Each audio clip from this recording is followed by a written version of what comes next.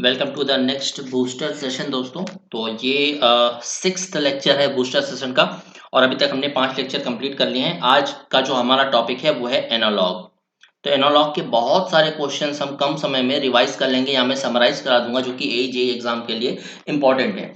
और एक बात और मेक श्योर कर लीजिए कि आपने चैनल को सब्सक्राइब कर लिया हो। और अगर आपको हमारा टेलीग्राम ग्रुप ज्वाइन करना है तो आप जो लिंक मैंने दिया डिस्क्रिप्शन बॉक्स में वहां से आप जाके ज्वाइन कर सकते हो। तो ये सिक्स लेक्चर है, इससे पहले 5 हमने कंप्लीट कर लिए हैं, तो जाके देखिए। चलिए देखते हैं पहला क्वेश्चन क्या है। पहला क्वेश्चन बोला जा रहा है कि what is the mobility of electron for silicon. तो ये जो फैक्ट है ये आपको याद रखना है, हर एग्जाम में बहुत बार पूछा जाता है। अभी हम इसमें बहुत सारे क्वेश्चन कवर करेंगे एक क्वेश्चन के अंदर। तो देखिए, इलेक्ट्रॉन की जो मोबिलिटी है सिलिकॉन के लिए वो होती है 1300 सेंटीमीटर स्क्वायर पर वोल्ट सेकेंड। तो यहाँ से दो चीजें आपकी तैयार हो गई। अगर पूछे mobility of electron for silicon तो आप क्या बताओगे? 1300, करेक्ट। और यहाँ से आपको एक और चीज पता चल गई कि मोबिलिटी की यूनिट क्या होती है। तो मोबिलिटी की यूनिट होती है सेंटीमीटर स्क्वायर पर वोल्ट सेकेंड। अब ध्यान दीजिए, ये 3800 सेंटीमीटर स्क्वायर पर वोल्ट सेकेंड ये किसकी मोबिलिटी होती है? तो ये इलेक्ट्रॉन की मोबिलिटी होती है फॉर जर्मेनियम। जर्मेनियम के लिए इलेक्ट्रॉन की मोबिलिटी होती है। फिर 8500, 8500, 8500 सेंटीमीटर स्क्वायर पर वोल्ट सेकेंड ये किसकी मोबिलिटी होती है? ये होती है फॉर गैलियम आर्सेनाइड। तीन चीजें आपको पढ़ना होता है, यही तीन हम बहुत ज्यादा यूज करते हैं अपने सेमीकंडक्टर्स में, डायोड वगैरह में। दैट इज सिलिकॉन, जर्मेनियम और गैलियम आर्सेनाइड। तो 1300 होती है सिलिकॉन की, 3800 होती है जर्मेनियम की, 8500 होती है गैलियम आर्सेनाइड की। अब यहाँ पे एक और क्वेश्चन आपसे पूछ सकता है कि जर्मेनियम, सिलिकॉन और गैलियम आर्सेनाइड में से कौन सा जो कॉम्बिनेशन है वो ज्यादा टेम्परेचर को सस्टेन कर सकता है? तो देखिए, सिलिकॉन, जर्मेनियम, गैलियम आर्सेनाइड। तो सिलिकॉन जो है वो 100 डिग्री सेंटीग्रेड तक विथस्टैंड कर सकता है। जर्मेनियम जो है वो 200 डिग्री सेंटीग्रेड तक विथस्टैंड कर सकता है। बट जो गैलियम आर्सेनाइड है वो 2000 डिग्री सेंटीग्रेड तक सस्टेन कर सकता है। ये समझ में आ रहा है? अगर आपसे ऐसा पूछ ले कि जो लीकेज करंट है वो नैनो एम्पियर्स में होती है या माइक्रो एम्पियर्स में होती है, किस केस में? तो दो चीजें आपको याद रखनी है। पहला, हेडिंग डाल लीजिएगा, लीकेज करंट।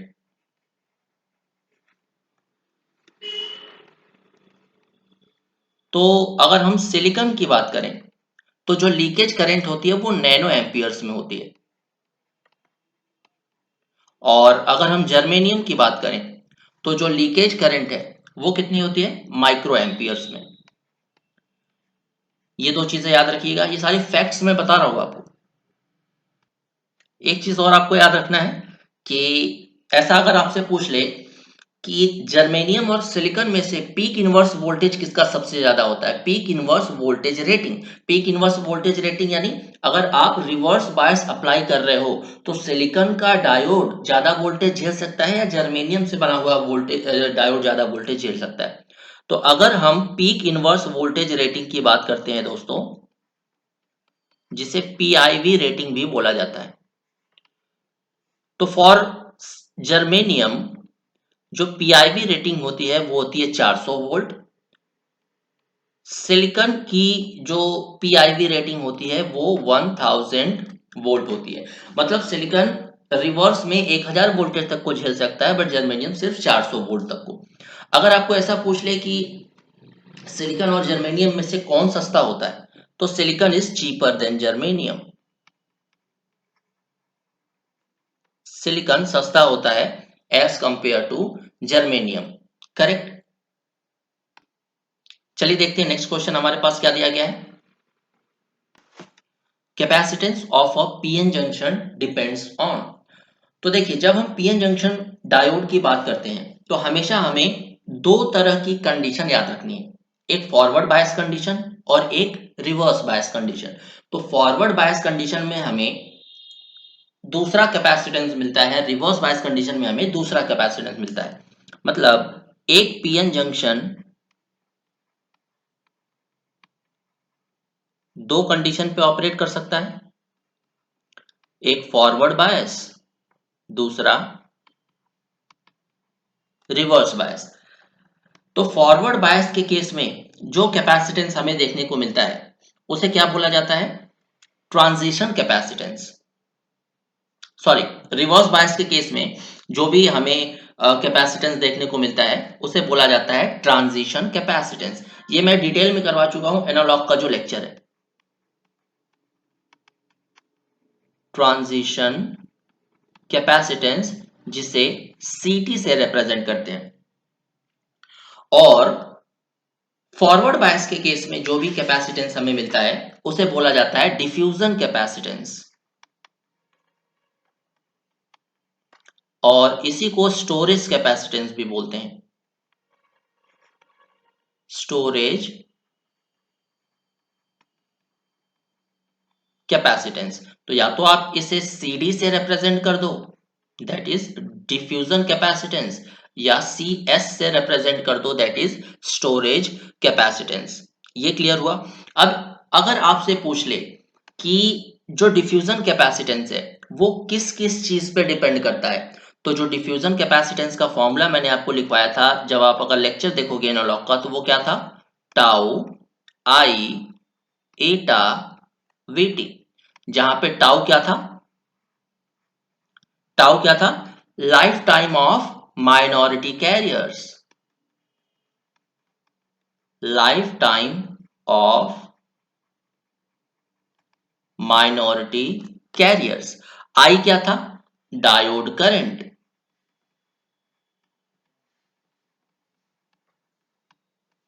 करेक्ट। और टाउ यहां पे क्या है? लाइफ टाइम ऑफ, यानी कि जो टाउ का यूनिट होगा वो सेकेंड में होगा। वीटी और ईटा आपको पता है। तो यहाँ पे मेरा कहने का ये मतलब है कि जो सीडी है वो डायरेक्टली प्रोपोर्शनल टू होता है करंट के। ये कई बार पूछा जाता है, इसे याद रखिएगा। That is diffusion capacitance is directly proportional to current. अब चलिए चलते हैं हम अपने क्वेश्चन पे। Capacitance of a PN junction depend on, capacitance जो है वो किस चीज पे डिपेंड करता है? डोपिंग कॉन्सेंट्रेशन पे, अप्लाइड वोल्टेज पे, दोनों पे, या किसी पे नहीं? तो देखिए, अगर हम डोपिंग कॉन्सेंट्रेशन बढ़ाते हैं, अगर डोपिंग कॉन्सेंट्रेशन को हम इंक्रीज करते हैं, तो अब मुझे बताइए डिप्लीशन विड्थ पे क्या इफेक्ट पड़ेगा? डिप्लीशन विड्थ हमारी क्या हो जाएगी? डिक्रीज हो जाएगी। ये मैं थ्योरी में पढ़ा चुका हूं। अगर रिवर्स बायस वोल्टेज इंक्रीज करते हैं तो जो डोपिंग सॉरी डिप्लीशन विड्थ है वो इंक्रीज हो जाएगी। मतलब आप यहां से क्या देख पा रहे हो कि डोपिंग कॉन्सेंट्रेशन को वेरी करने की वजह से हमारा डिप्लीशन विड्थ इंक्रीज हुआ, रिवर्स बायस वोल्टेज को वेरी करने की वजह से भी हमारा डिप्लीशन विड्थ वेरी हुआ। डिप्लीशन विड्थ यानी कि डिस्टेंस की बात की जा रही है, आप बोल सकते हो विड्थ ऑफ डिप्लीशन लेयर। तो अब मुझे बताइए कैपेसिटेंस क्या होता है? Epsilon not a by D. अब ये जो डिप्लीशन विड्थ है इसको डी से भी रिप्रेजेंट करते हैं फॉर पीएन जंक्शन।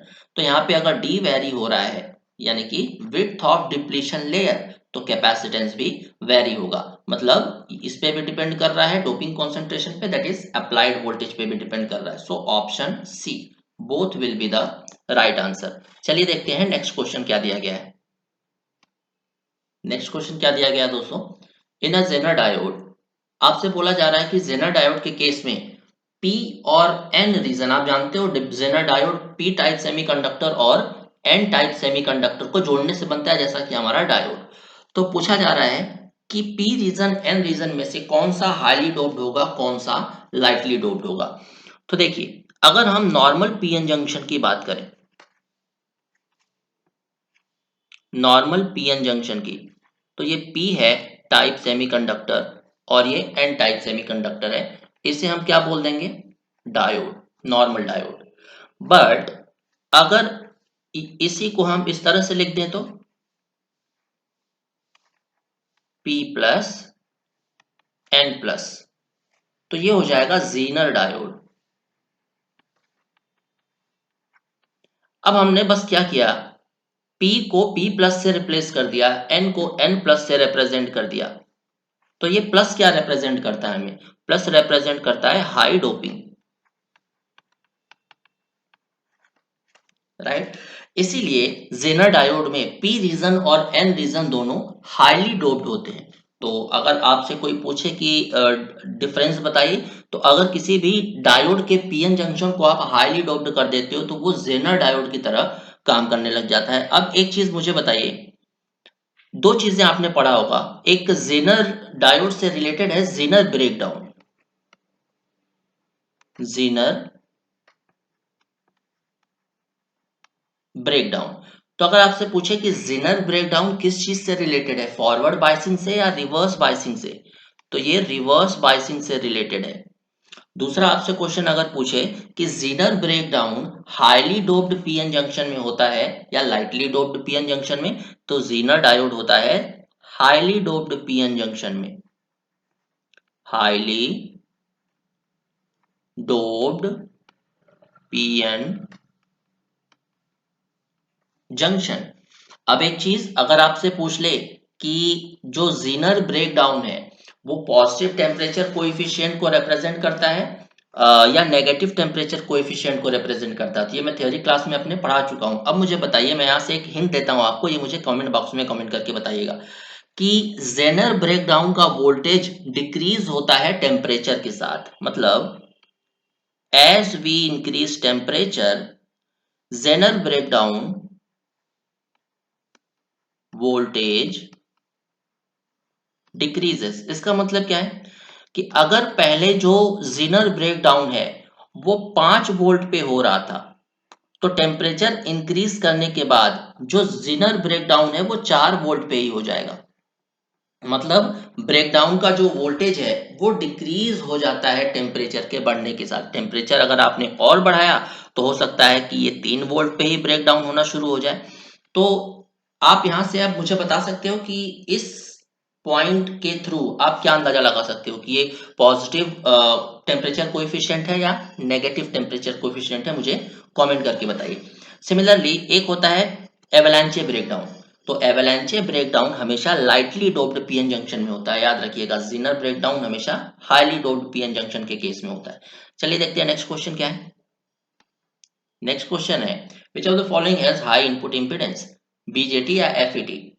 तो ये आप सभी को पता होगा कि एफईटी का जो इनपुट इंपीडेंस है वो हाई होता है। कुछ और इंपॉर्टेंट बातें मैं आपको बता देता हूं जो आपको पूछी जाती है बीजेटी और एफईटी के केस में।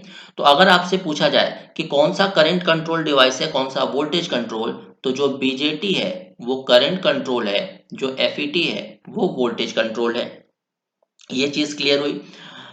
बीजेटी में क्या क्या टर्म यूज हुआ है, बाइपोलर जंक्शन ट्रांजिस्टर, यानी कि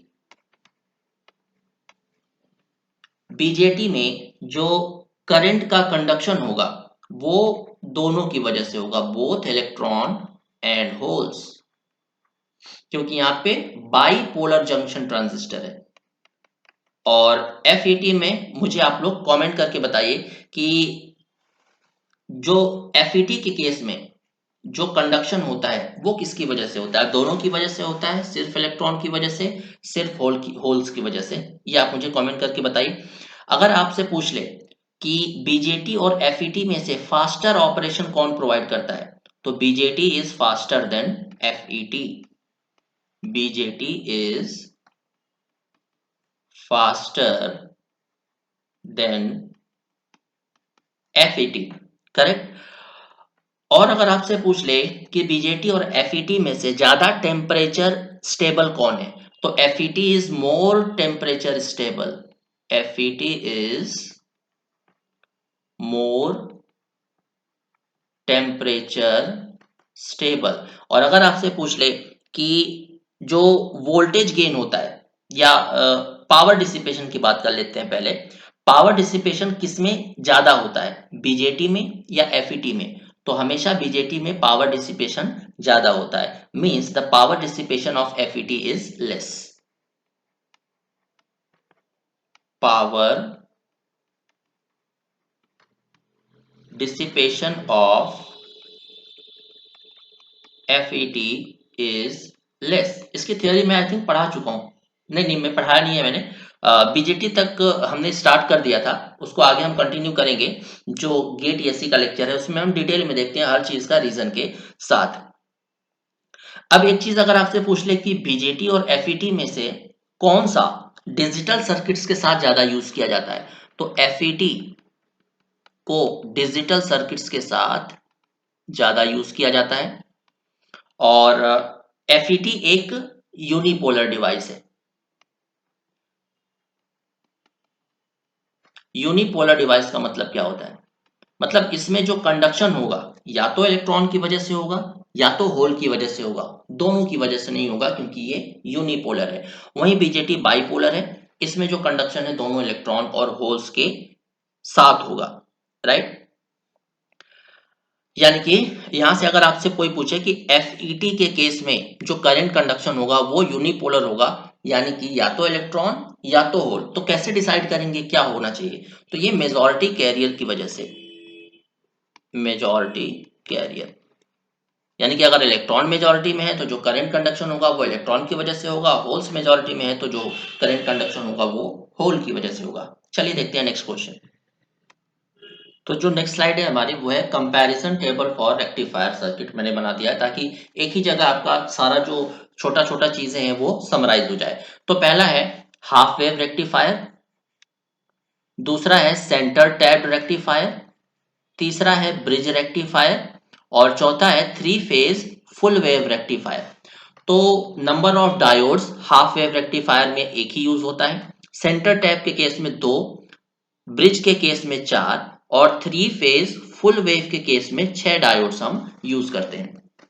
अब बात करते हैं पीआईवी की, यानी कि पीक इनवर्स वोल्टेज की। तो जो हाफ वेव रेक्टिफायर है उसका पीक इनवर्स वोल्टेज कितना होता है? वी। अगर हमने वी वोल्ट अप्लाई किया है तो ये वी वोल्ट तक ही इनवर्स में वोल्टेज को झेल सकता है। सेंटर टैप के लिए जो पीक इनवर्स वोल्टेज होता है वो 2V होता है।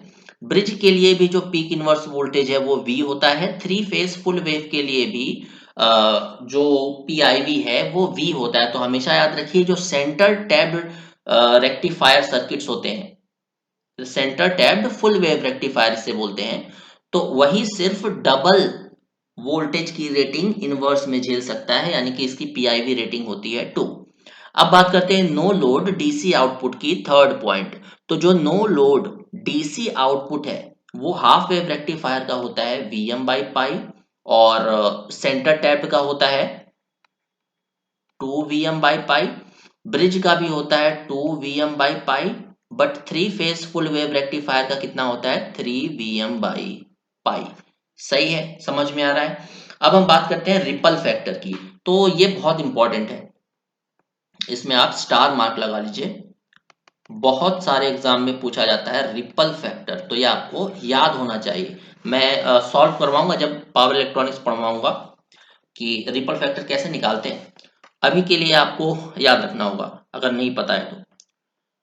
चलिए, ripple factor for half wave rectifier कितना होता है? 1.21। सेंटर टैप्ड के लिए होता है 0.482। ब्रिज के लिए होता है 0.482 सेम एज सेंटर टैप्ड, और थ्री फेज फुल वेव के लिए होता है 0.055। अब बात करते हैं रेक्टिफिकेशन रेशियो की। तो rectification ratio half wave rectifier के लिए होता है 0.406, सेंटर टैप्ड फुल वेव के लिए होता है 0.812, ब्रिज के लिए होता है 0.812 और इसके लिए होता है थ्री फेज फुल वेव के लिए 0.995। अब बात करते हैं TUF, ये भी इंपॉर्टेंट है, कुछ याद रखना मत रखना, रिपल फैक्टर और TUF याद रखना चाहिए, याद होना चाहिए आपको। TUF क्या होता है? Transformer utilization factor. तो जो ट्रांसफॉर्मर यूटिलाइजेशन फैक्टर है वो होता है 0.287 हाफ वेव रेक्टिफायर के लिए और 0.693 ये होता है सेंटर टैप्ड फुल वेव के लिए, 0.812 ये होता है ब्रिज के लिए और थ्री फेज फुल वेव के लिए होता है 0.995। अब बात कर लेते हैं रिपल फ्रीक्वेंसी की। तो ripple frequency half wave rectifier के लिए होता है f, ये होता है 2f, ये भी होता है 2f और ये होता है 6f, राइट।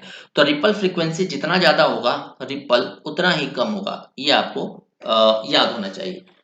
तो ये मैंने टेबल बनवा दिया है, आई होप इससे बहुत सारे क्वेश्चंस आपको फंसेंगे। चलिए देखते हैं नेक्स्ट क्वेश्चन क्या है। A forward Zener diode behave as a, मतलब जीनर डायोड को अगर हम फॉरवर्ड बायस कंडीशन में ऑपरेट करते हैं तो वो किसकी तरह बिहेव करता है। मैंने आपको क्या बताया था कि जीनर डायोड एक हाईली डोप्ड डायोड है जो कि यूज किया जाता है वोल्टेज रेगुलेटर की तरह, और इसे हमेशा ऑपरेट किया जाता है रिवर्स बायस कंडीशन में, राइट। तो यहां पे हमें क्या देखने को मिलता है, एवलांचे ब्रेकडाउन, और हमने क्या देखा था, टेम्परेचर को इंक्रीज करने के साथ एवलांचे ब्रेकडाउन वोल्टेज डिक्रीज हो रहा था।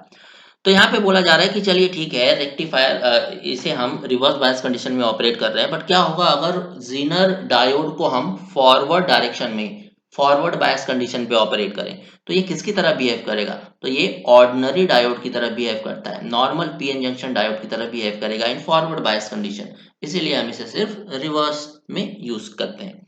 चलिए देखते हैं नेक्स्ट क्वेश्चन। नेक्स्ट क्वेश्चन है, तो देखिए ये क्वेश्चन देखने से आपको बड़ा लग रहा है, बट एक बार पढ़िए, क्वेश्चन बहुत आसान है, ए जेई लेवल का, ये गेट में इतना आसान पूछता भी नहीं है। तो देखिए क्या बोला जा रहा है कि नेगेटिव फीडबैक हमें दिया गया है किसी भी एम्पलीफायर का 25 इंटू 10⁻³ तो नेगेटिव फीडबैक को किससे रिप्रेजेंट किया जाता है, बीटा से रिप्रेजेंट करते हैं। मतलब बीटा हमें कितना दिया गया है, 25 इंटू 10⁻³ अगर हमसे बोला जा रहा है ओपन लूप गेन है 1000, तो मतलब ए की वैल्यू है 1000, तो आपसे बोला जा रहा है what is the change in overall gain of a feedback amplifier.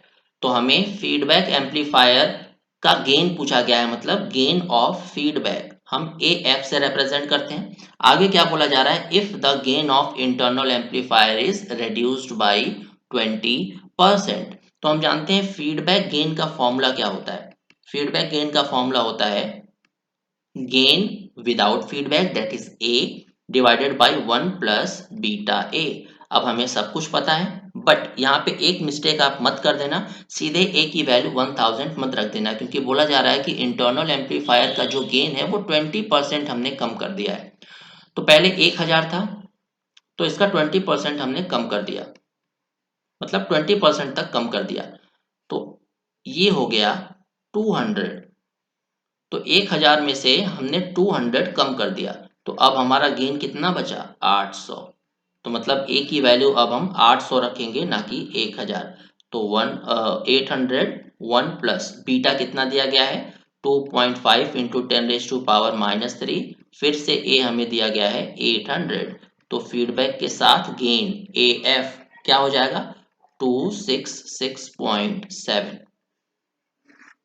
Option D will be the right answer. चलिए देखते हैं नेक्स्ट क्वेश्चन क्या है। हमसे बोला जा रहा है नेक्स्ट क्वेश्चन में कि N amplifier with a gain of 500, कोई भी एम्पलीफायर है जिसका gain 500 has a negative feedback 1/100, मतलब नेगेटिव फीडबैक यानी कि बीटा की वैल्यू हमें दी गई है 1/100, और एम्पलीफायर का जो गेन है वो हमें कितना दिया गया है, 500। अब बोला जा रहा है कि अगर upper cut off frequency without feedback 600 kilohertz है, तो frequency upper cut off frequency without feedback 60 kilohertz है, तो फीडबैक के लगाने के बाद वो फ्रीक्वेंसी कितनी हो जाएगी। तो हमें पता है कि upper cut off frequency feedback लगाने के बाद इंक्रीज हो जाती है, कितने टाइम्स इंक्रीज हो जाती है, 1 प्लस ए बीटा टाइम्स। तो frequency after upper cut off frequency after feedback that is F U F कितना हो जाता है, पहले एफ यू थी, कितने टाइम्स इंक्रीज हो गई, 1 plus A beta times increase हो जाती है। तो ये हमें दिया गया है 60 किलो हर्ट्ज, 1 प्लस ए हमें दिया गया है 500, बीटा है 1/100, तो हमें ये आंसर कितना मिल जाएगा, 360 kilo hertz. So option D will be the right answer. अगर यही आपसे पूछ ले कि आपको डिसिपेशन फैक्टर बताना है,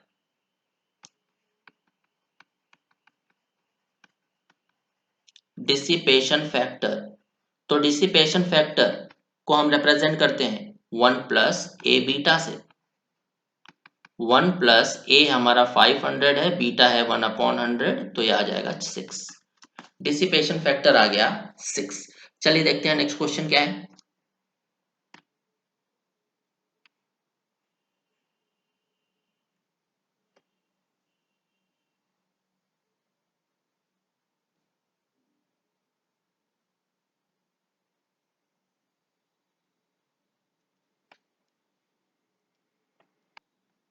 तो चलिए देखते हैं नेक्स्ट क्वेश्चन क्या दिया गया है। N amplifier has an open loop gain of 1000 plus minus 10।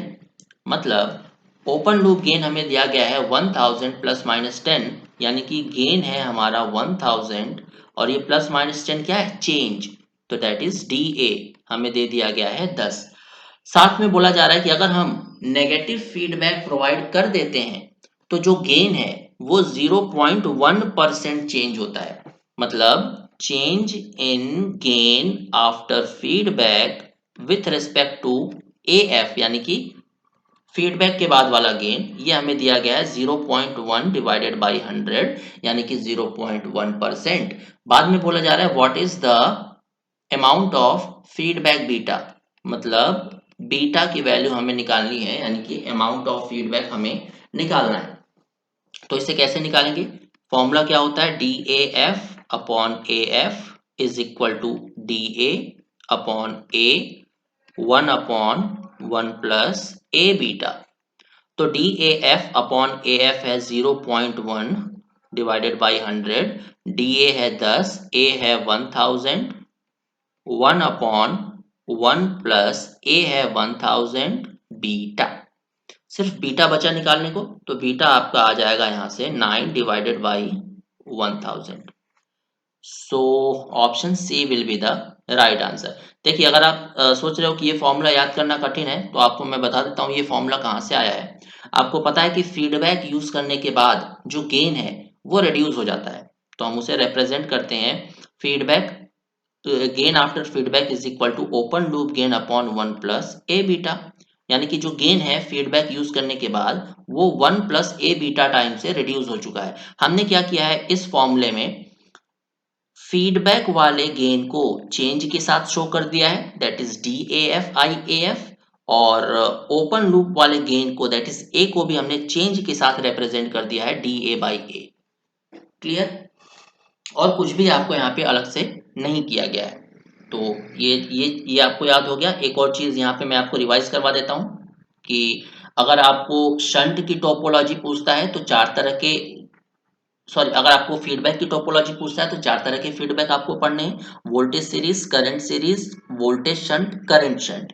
और वोल्टेज सीरीज के केस में इनपुट इम्पीडेंस बढ़ता है, आउटपुट इम्पीडेंस कम होता है।